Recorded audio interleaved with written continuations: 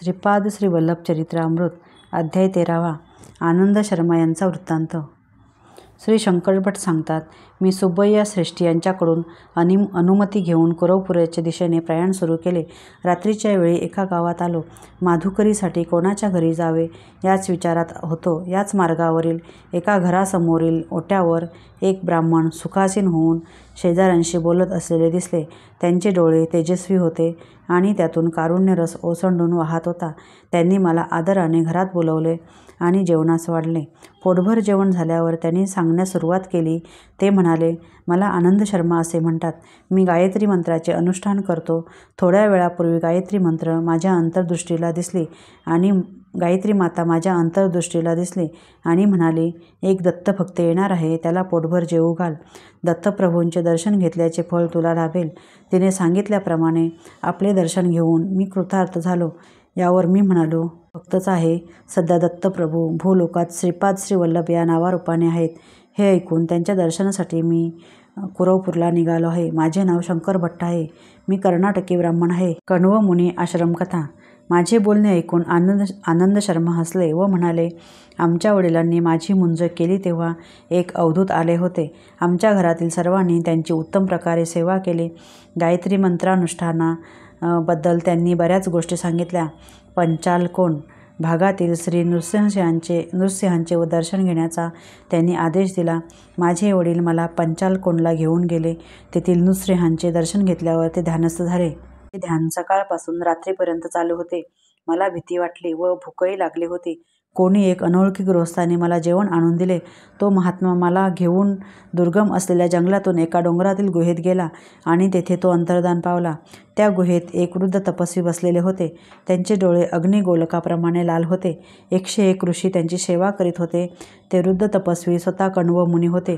ती त्यांची तपोभूमी असून सेवा करणारे त्यांचे शिष्य होते. ते युवक दिसत असले तरी हजारो वर्षांचे त्यांचे वय अवधूत रूपातील श्रीदत्त प्रभूंचे दर्शन घडल्यामुळे ते तेथे येऊ शकले होते. मला संभ्रम पडून मी आश्चर्यचकित झालो आणि तोंडातून एक शब्दही निघेना. शरीर कापू लागले. तेवढ्यात कण्व महर्षी म्हणाले, सध्या दत्तप्रभू पिठिकापुरमला श्रीपाद श्री वल्लभांच्या रूपात आहेत. आमच्यावर जरा कृपादृष्टी पडू द्या असे त्यांना कळवा.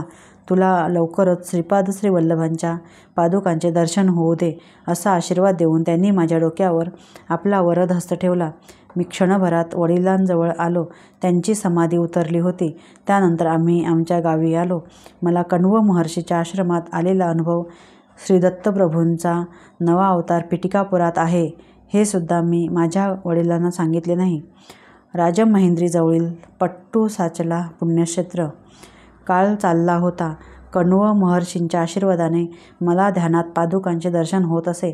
एकदा आमच्या घरी काही नातेवाईक आले.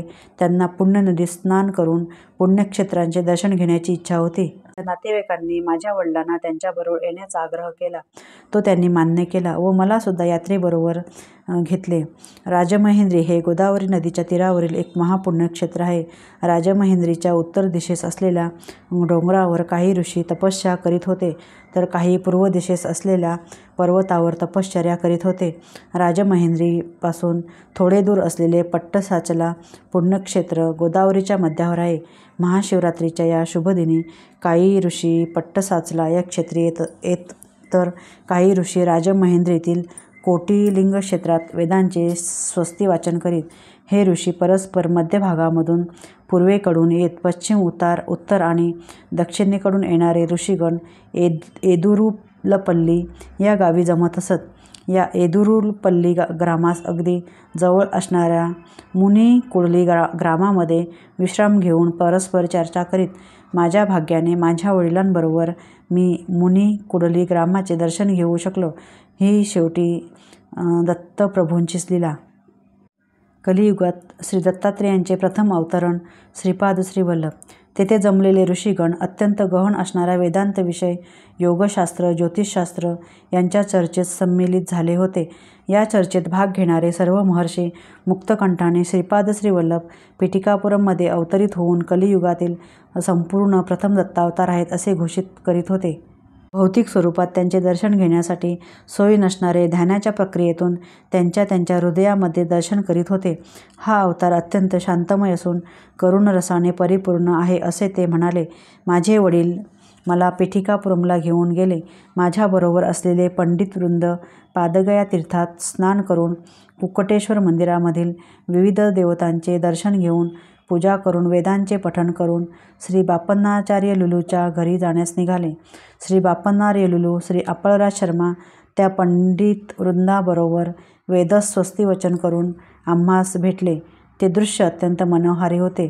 असे दिव्य भव्य दृश्य पाहावयास मिळणे हे सुद्धा पूर्वजन्माचे सुकृतच. श्रीपाद प्रभूंचे दिव्य मंगल स्वरूप वर्णन.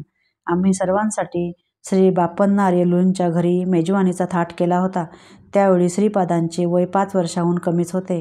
सुकोमल लहान वयाचा तो दिव्य शिशू अत्यंत तेजोवंत, वर्चस्वी, सुंदर, अजानुबाहू, नेत्रद्वयात अनंत प्रेम करुणा भरून असलेला असा होता, ज्याचे वर्णन करता वेद थकले.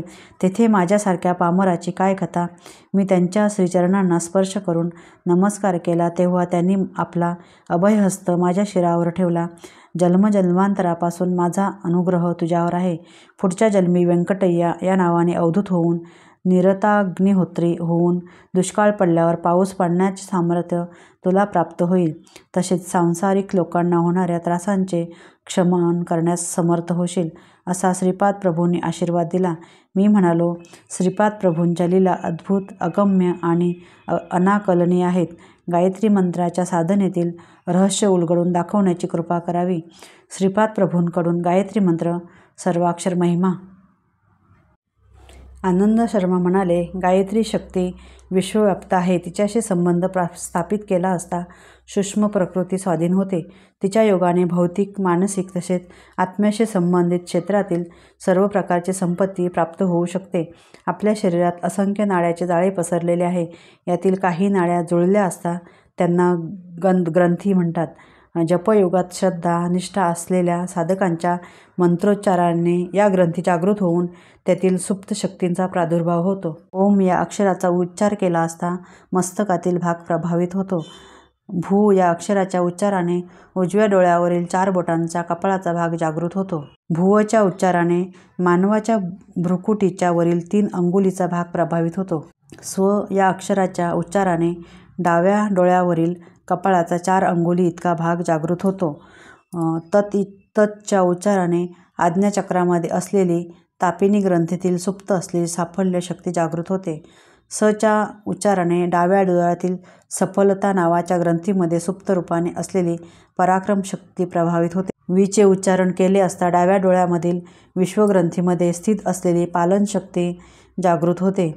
तू या अक्षराच्या उच्चारणाने डाव्या कानात असलेल्या तुष्टी नावांच्या ग्रंथीतील मंगळकर शक्ती प्रभावित होते. अक्षराच्या उच्चाराने या अक्षराच्या उच्चाराने उजव्या कानात स्थित असलेल्या वर्धा ग्रंथीतील योग नावाची शक्ती सिद्ध होते. रेचा उच्चार केला असता नासिकेच्या मुळाशी स्थित असलेल्या रेवती ग्रंथीतील प्रेमशक्तीची जागृती होते. नीच्या उच्चाराने वरील ओठावर असलेल्या सूक्ष्म ग्रंथीतील सुप्त शक्ती धनसंध्य जागृत होते.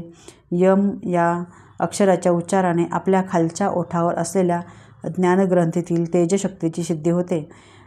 भर या अक्षर समुदायाच्या उच्चाराने कंठात असलेल्या भग ग्रंथीतील रक्षणाशक्ती जागृत होते.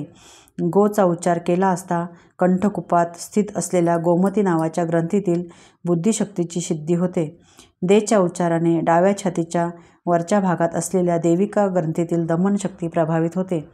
वचा उच्चार उजव्या छातीच्या वरील भागात असलेल्या वराही ग्रंथीतील निष्ठाशक्तीची सिद्धी करतो.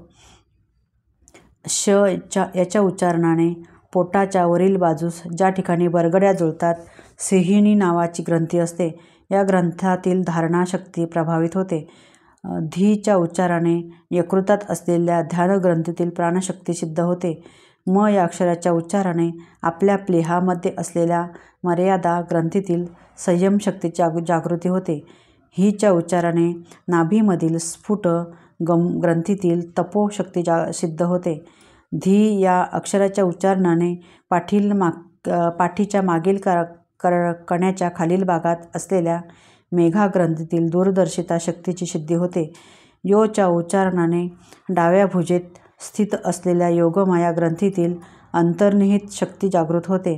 योच्या उच्चारणाने उजव्या भुजेमध्ये स्थित असलेल्या योगिनी ग्रंथीतील उत्पादन शक्ती जागृत होते.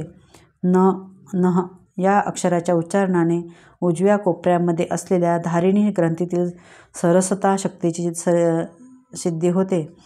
प्र या अक्षराच्या उच्चारणाने डाव्या कोपऱ्यात असलेल्या प्रभव ग्रंथीतील आदर्श नावाच्या शक्तीची जागृती होते.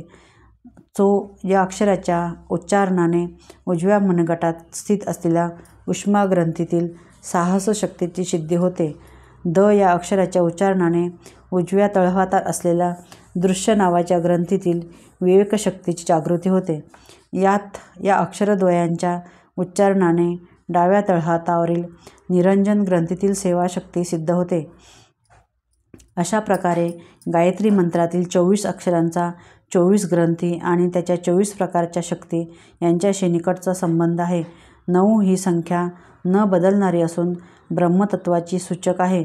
8 ही संख्या मायातत्वाला सूचित करणारी आहे. 2 चपाती देव लक्ष्मी या वाक्याचे विवरण. श्रीपाद प्रभू त्यांना आवडणाऱ्या घरातून 2 पोळ्या चपात्या स्वीकार करीत असत. ते 2 चपाती देवलक्ष्मी असे म्हणण्याऐवजी 2 चौपाती देवलक्ष्मी असे म्हणत. 2 म्हणजे 2 ही संख्या, चौ म्हणजे 4. पतिदेव या शब्दात जगतप्रभू असलेल्या परमेश्वराची 9 ही संख्या सूचित होते. लक्ष्मी शब्द माया स्वरूप असलेल्या 8 ह्या संख्येची सूचना देतो. म्हणून 2, 4, 9, 8 संख्या अद्भुत संख्या मानली जाते. गायत्री स्वरूप आहे, परमात्मा स्वरूप आहे, पराशक्ती सुद्धा तेच आहे हे सुचविण्यासाठी या संख्या श्रीपाद प्रभू या पद्धतीने जोडीत असत. तेव्हा मी म्हणालो, महाराज, मला गायत्री मंत्रातील 24 अक्षरांबद्दल तुम्ही सांगितलेले थोडेसे समजले. 9 ही संख्या परमात्मा स्वरूप म्हणता व 8 ही संख्या माया स्वरूपाची म्हणता, हे मला तेवढेसे समजले नाही. नवम संख्या विवरण. आनंद शर्मा म्हणाले, अरे शंकर भट्टा, परमात्मा या विश्वाचा अतीत आहे. तो कोणत्याही परिवर्तनाने बाधित होत नाही. 9 ही संख्या विचित्र आहे. 9ला 1ने भागल्यास 9च येतात. 9ला 2ने गुणल्यास 18 येतात. 1 आणि 8ची बेरीज 9च येते. 9ला 3ने गुणल्यास 27 ही संख्या येते. 2 आणि 7ची बेरीज 9च येते. या प्रकारे कितीही संख्येने गुणले असता आणि येणाऱ्या संख्येचे आकडे एकत्र केल्यास 9 हीच संख्या येते. त्यामुळे 9 ही संख्या ब्रह्मतत्व सुचविते. गायत्री मंत्राचे विवरण. गायत्री मंत्र हा कल्पतरूप्रमाणे आहे. यातील ओमकार भूमीतून वर येणारा कोंब मानला जातो. भगवंत आहे याचे ज्ञान, परमेश्वरावरील निष्ठा ओंकाराच्या उच्चाराने येते. हा कोंब 3 शाखांमध्ये भू, भुव, स्व यांच्या रूपाने वाढतो. भू आत्मज्ञान मिळवून देण्यास समर्थ आहे. भूवह जीव शरीर धारण करतो तेव्हा करायचा कर्मयोग सुचवितो. स्व समस्त द्वंद्वाला स्थिरत्व देऊन समाधी स्थिती देण्यास समर्थ करतो. भू या शाखेतून तत्सवितु वरेण्यम या उपशाखा उद्भवल्या. शरीरधारकाला जीवाचे ज्ञान करून देण्यास तत् उपयोगी आहे. शक्तीला समुपार्जन करण्यासाठी सवितुः याचे सहकार्य होते. वरेण्यम मानवाला जंतुस्थितीतून दिव्य स्थितीला जाण्यास सहकारी होतो. भुव या शाखेतून भर्गो देवस्य धीमहि या 3 उपशाखा उत्पन्न झाल्या आहेत.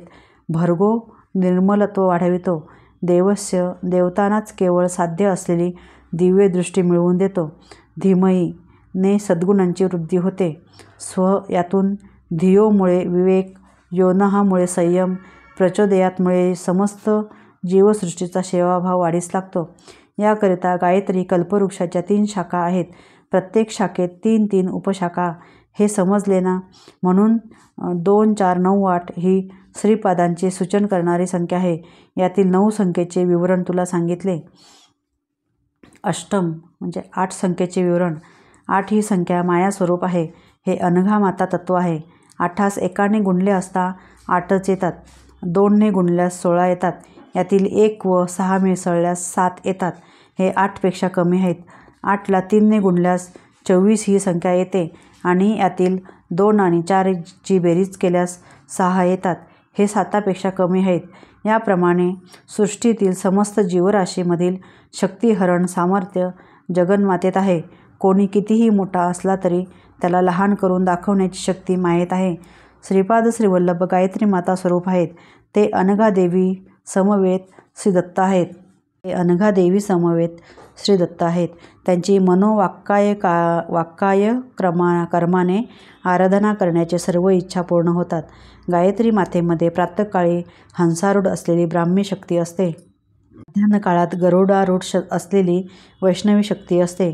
सायंकाळी वृषभारूढ असलेली शांभवी शक्ती असते. गायत्री मंत्राची अधिष्ठात्री देवता सविता आहे. त्रेतायुगात श्रीपीठिकापुरात भारद्वाज महर्षींनी सावित्र काटक चयन केल्याचे फळस्वरूप श्रीपाद श्रीवल्लभांचा अवतार झाला. सविता देवता प्रातःकाळी ऋग्वेद स्वरूपात असते, रात्री अथर्ववेद स्वरूपात असते. आपल्या डोळ्यांना दिसणारा सूर्य केवळ एक प्रतीकरूप आहे.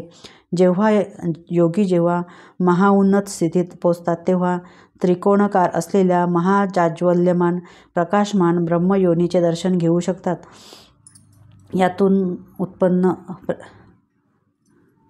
यातूनच कोट्यानकोटी ब्रह्मांड प्रतिक्षणाला उत्पन्न होतात आणि प्रतिक्षणी संरक्षण होत असते. प्रतिक्षणाला विध्वंस होत असतो. असंख्य असणाऱ्या खगोलीतील सृष्टी स्थिती लय घडवणाऱ्या शक्तीचे सावित्री हे नाव आहे. असे असले तरी गायत्री आणि सावित्री या अभिन्न आहेत.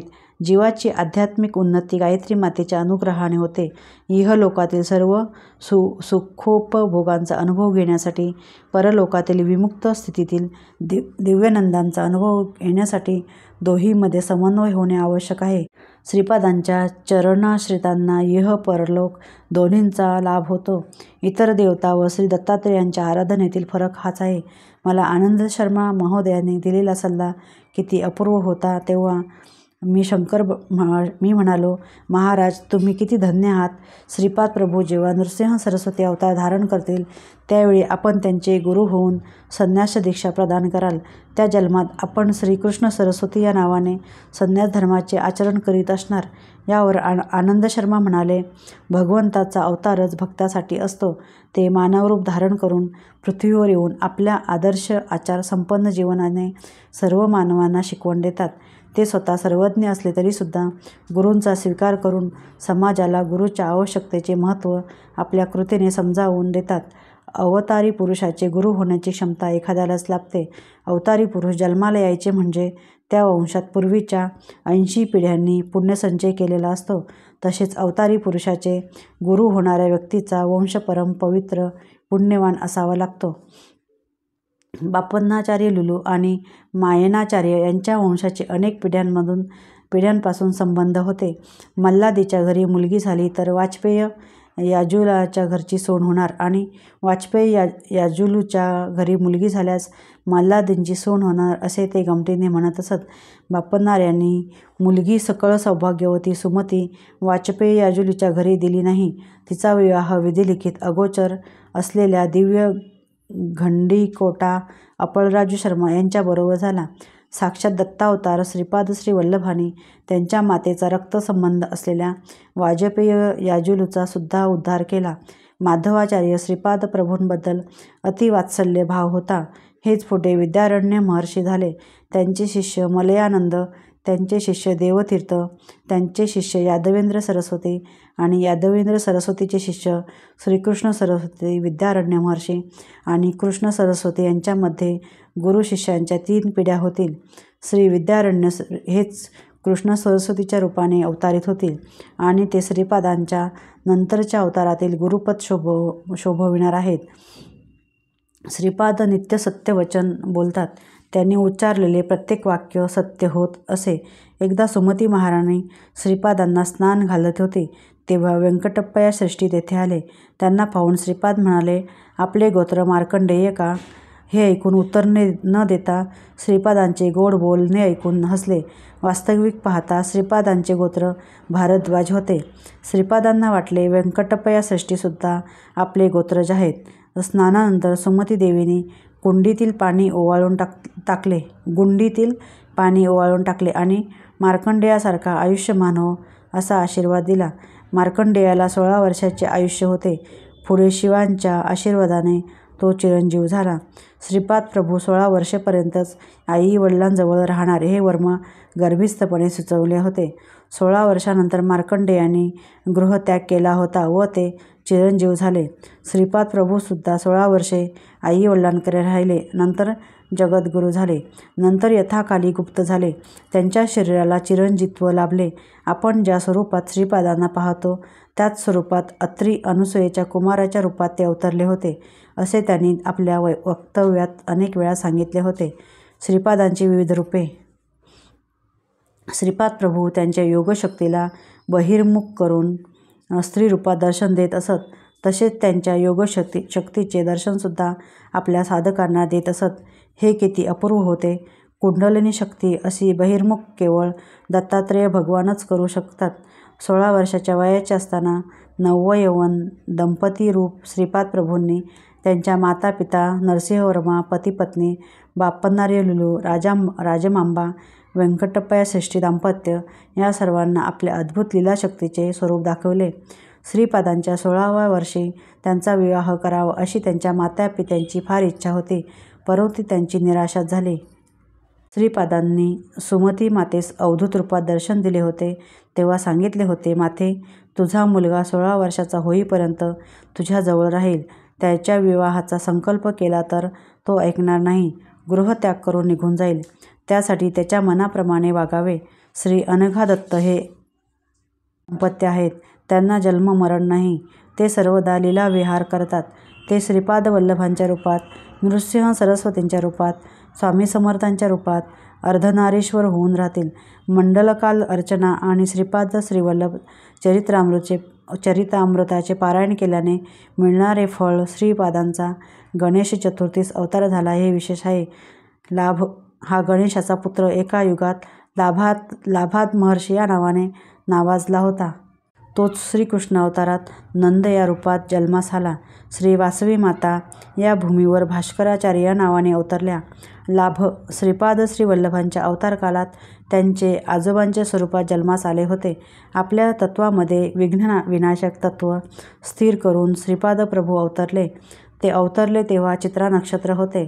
त्या नक्षत्रापासून 27वे नक्षत्र हस्त नक्षत्र असताना कुरवपुरात अदृश्य झाले.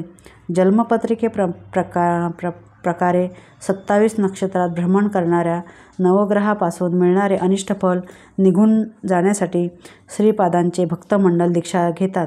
एका मंडळामध्ये श्रद्धाभक्तीने श्रीपादांचे अर्चन केल्यास किंवा त्यांच्या दिव्य चरित्राचे पारायण केल्यास सर्व कामनांची सिद्धी होते.